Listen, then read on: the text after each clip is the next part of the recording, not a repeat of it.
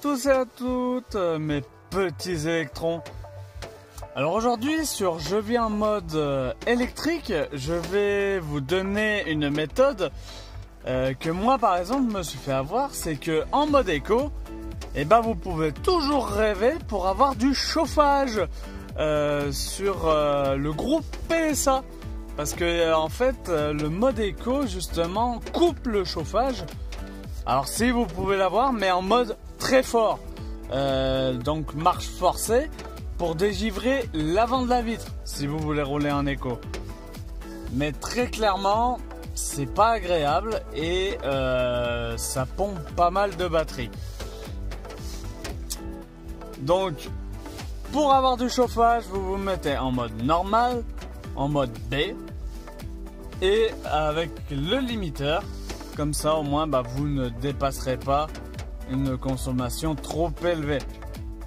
Alors vous compterez quand même bien plus qu'en été. On est à 20 kWh aux 100 km parce que dans la région grenobloise on peut pas dire que c'est plat. Mais voilà, faut savoir, c'est en mode normal qu'il faut rouler si vous voulez avoir du chauffage. Alors il y a deux écoles.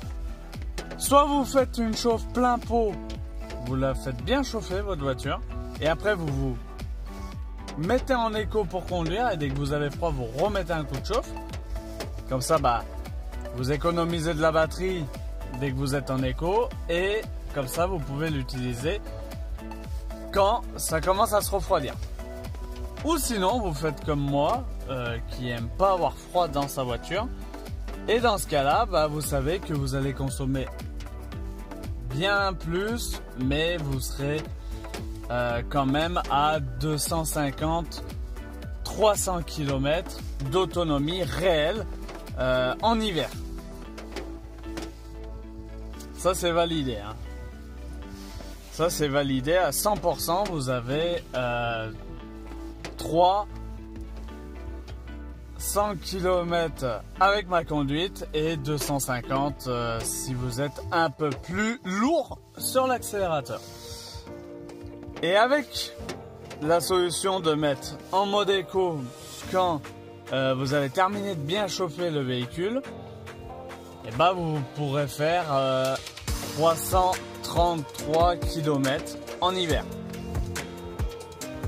Vous gagnez 33 km.